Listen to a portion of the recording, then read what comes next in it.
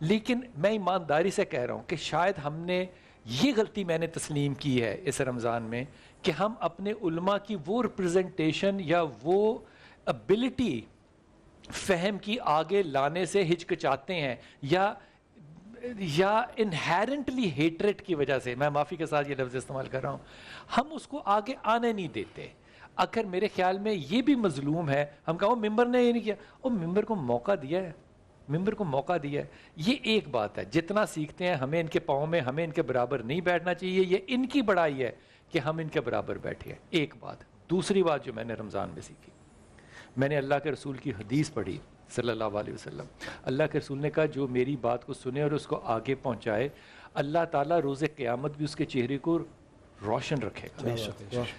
یہاں پہ کوئی داڑھی والا بیٹھا ہو، چوگے والا بیٹھا ہو یا ٹوپی والا بیٹھا ہو، خدا کی قسم کھا کے کہیں سب کے چہرے روشن نہیں ہیں، کیونکہ یہ اللہ کی بات کو آگے بڑھا رہے ہیں. یہ بہت بڑی بات ہے.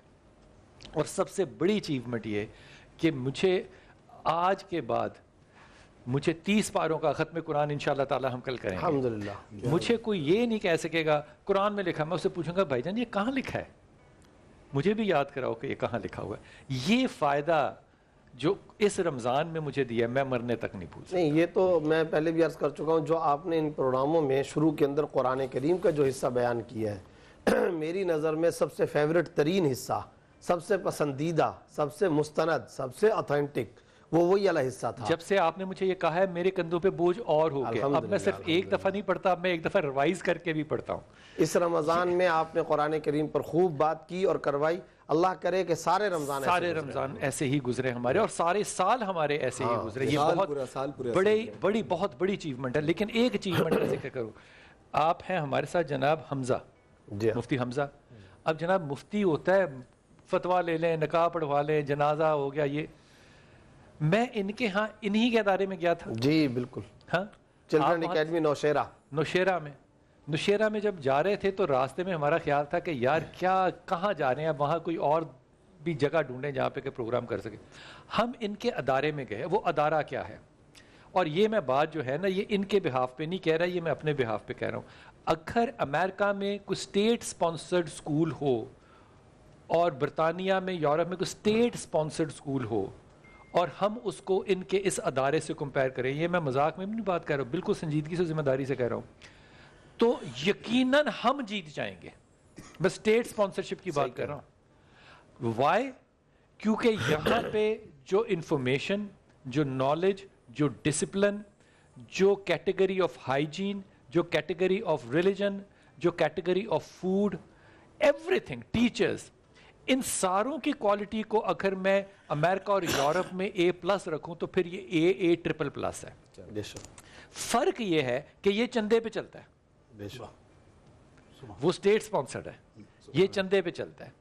لیکن ایمانداری کی بات ہے، خدا کی قسم، اگر پاکستان میں حاکم کچھ مرضی کر لیں، جتنا مرضی ہم کہہ لیں کہ قیامت کا وقت ہے، قیامت کا وقت نہیں آ سکتا. اللہ کہتا ہے جب تک ایک بھی اللہ کرنے والا شخص موجود ہے قیامت نہیں آئے گی. بھائی یہ جو قیامت نہیں آ رہی نا، یہ ان کے چہرے کو ذرا حضور اقدس کیمرے کو ذرا تھوڑا سا شفٹ کر کے کلوز اپ دکھائیے. یہ وہ لوگ ہیں جو چپ کر کے کام کر رہے ہیں، چپ کر کے کام کر رہے ہیں.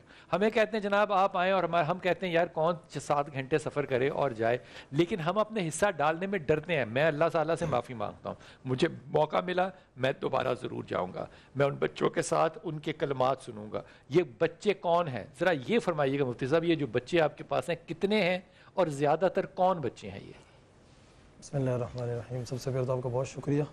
اس وقت 2 جگہوں پہ یہ اکیڈمی ہے، اس کا نام ہے اور نوشیرہ میں بھی ہے امہ چلڈرن اکیڈمی. امہ چلڈرن اکیڈمی امت سے جی. اور دونوں جگہوں پہ ملا کر تقریباً 1400 سے زائد بچے ہیں. امہ چلڈرن اکیڈمی جہاں پہ آپ کا بھی جانا ہوا نوشیرہ والی، اس میں تقریباً 800 یتیم بچے پڑھتے ہیں. سب یتیم کے سارے یتیم ہیں اور بورڈنگ پہ ہیں، وہیں رہتے ہیں اور ان کی ساری ضروریات. اچھا میں آپ کو اپنی ایک بدنیتی بتا دوں، جب میں آپ کے پاس گیا زبیر بھائی، میں بھی ساتھ تھا. اپنی بدنیتی تو میرے دل میں ہی ہے نا، وہ تو میں نے آپ سے شیئر نہیں نا کی. وہ بھی نیک نیتی ہے انشاءاللہ. میں نے کہا کہ میں ان کو چیک کروں گا ان کے کیفیٹیریا میں، ان کے اس جگہ پہ جا کے جہاں پہ بچوں کو کون سی سبزی، کون سی دال اور کون سے بغیر تڑکے کا سالن کھلاتے ہیں. میں قسم خدا کی کھا کے کہہ رہا ہوں، اس وقت میں جو آپ سے بات کر رہا ہوں نا، مجھے ان کے اس کھانے کی، مجھے 2 کھانوں کی لذت، 3 کھانوں کی لذت کبھی نہیں بھولتی. ایک مدینہ میں اور مکہ میں کیا ہوا افطار روزہ، وہ ڈبل روٹی کبھی نہیں واہ واہ واہ، بھولتی، زبردست. کبھی نہیں بھولتی، وہ لذت منہ میں آ جاتی ہے، پتہ نہیں اللہ کا ہی معجزہ ہے. 2 جامعہ نعیمیہ میں غربت کے زمانے اور بچپن میں جب دورہ حدیث کر رہا تھا تو کھایا ہوا وہ خیرات کا جو لوگ دے کر جاتے تھے کھانا، میں نے اس سے زیادہ لذیذ کھانا نہیں کبھی کھایا. اور ان کے ادارے کا جب میں ذکر کر رہا ہوں تو ان کا ٹیبل بھی میرے سامنے ہے، جو انہوں نے کوشش کی کہ بہت زیادہ یہ خاطر تواضع کریں، لیکن وہ سالن ہم نے کہا جو بچے کھا رہے ہیں نا، یقین کیجئے اس وقت اس منہ کے اندر وہ لذت موجود ہے. ایسا یہ نیت ہی ہوگی نا کام کرنے کی. اور کیا بلال ہو بھائی سکتا میں 1-2 باتیں اور ایڈ کر دوں. جہاں ہم گئے تھے، جس امت چلڈرن اکیڈمی نوشہرہ کی آپ بات کر رہے ہیں، وہاں تو 800 یتیم بچوں کا طعام، قیام، لباس، علاج، معالجہ وہ کرتے ہی ہے.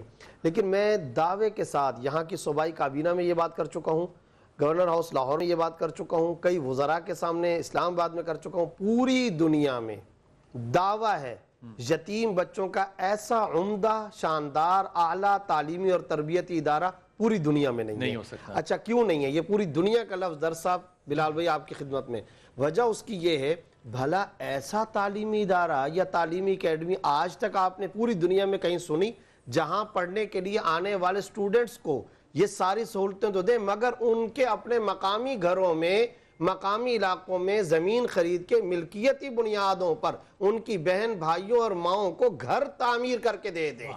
سبحان. ایسا تعلیمی ادارہ کہاں ہے؟ یار یہ جو بات کہہ رہے ہیں نا، میں نے سلاب میں بھی ان کا کام دیکھا ہے. وہ آپ کے بھائی کا سلاب میں بھی کام جو تھا نا، بھائی حافظ طاہر صاحب نے 28,000 خاندانوں کو امہ کے ذریعے سے وہاں راشن پہنچایا. اس وقت بھی جنوبی پنجاب میں سینکڑوں مکانات وہ تعمیر کرا رہے ہیں، اور یہ امہ ویلفیئر ٹرسٹ کر رہا ہے. یہ جو یتیم خانہ ہوتا ہے، یتیم خانہ ہے نا، میں سمجھتا ہوں کہ اللہ تعالیٰ کے رسول نے جب کہا نا کہ کوئی یتیم نہیں ہے، اس کا جو یتیم ہے اس کا باپ میں ہوں، تو ان یتیموں کا تو باپ ہو گیا. کیا نبی پاک صلی اللہ علیہ وسلم کے لیے یتیم کا لفظ استعمال کرنا ادب نہیں ہے؟ دیکھیں آپ صلی اللہ علیہ وسلم کی جو مشکلات اور جو مصائب، جو دکھ تھے، تو اس کے لیے تو خود رسول اللہ صلی اللہ علیہ وسلم نے اپنے لیے یتیم کا لفظ استعمال فرمایا، حدیثوں کے اندر آیا ہے، اللہ قرآن خوش میں آیا ہے. رکھے، زندہ رکھے، کیونکہ ہم نے ایک فتویٰ سن لیا تھا کسی سے کہ یہ ادب نہیں ہے. تو اب جب اللہ تعالیٰ کہہ رہا ہے تو پھر بے ادبی کی کیا بات ہے؟ علماء کو بھی دعا دیں اس دفعہ کہ اللہ تعالیٰ ان کے بھی فتوے سے پہلے علم میں اضافہ آمین، آمین، آمین، بالکل صحیح وہ یتیم نہیں کہہ سکتے. یتیمن بلکہ میں کہتا ہوں سورہ زحا کی آیت، کون سا بچہ یتیم ہے جس نے والد کو دیکھا نہیں ہے اور ماں کی قبر کے ساتھ 5 سال کی عمر میں لپٹا ہوا ہے؟ ام ایمن صرف یتیم نہیں، در یتیم بھی. در یتیم.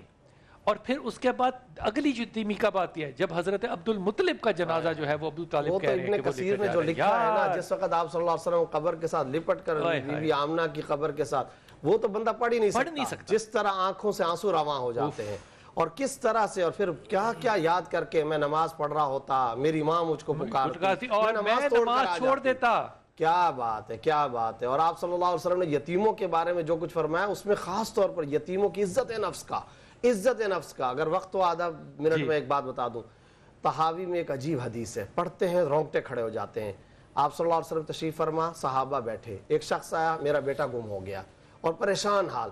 آپ صلی اللہ علیہ وسلم سے دعا کی درخواست کی.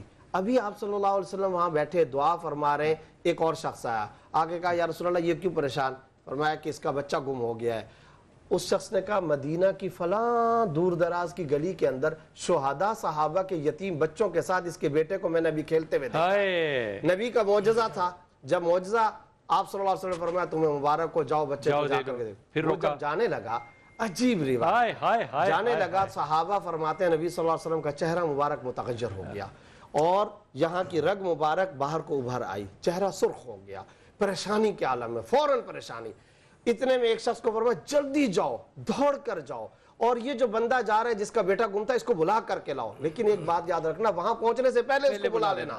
اب جب وہ واپس آیا، آ کر کے کہا دیکھو تمہارا بچہ گم تھا، مجھے یہ لگتا ہے تم جا کر کے کھیل کے میدان میں جب اپنے بچے کو دیکھو گے، یا بنیا، اے میرے پیارے بیٹے کہہ کر پکارو گے، तुम चूम भी लोगे, हो सकता है देर हो गई है, तुम बोसा भी लोगे, लेकिन मेरे दिल में ख्याल आया जिस वक्त तुम अपने बच्चे को मेरा प्यारा बेटा कहकर पुकार रहे होगे, जब तुम उसको चूम रहे होगे, तो जो शहादा साहबा के यतीम बच्चे हैं उनके दिलों पे क्या गुजर रही होगी। इसलिए मैंने तुमको बुलाया, इसलिए कि तुम जाकर उसको प्यार ना करना, उसका जो नाम है उसी नाम से उसको पुकार लेना।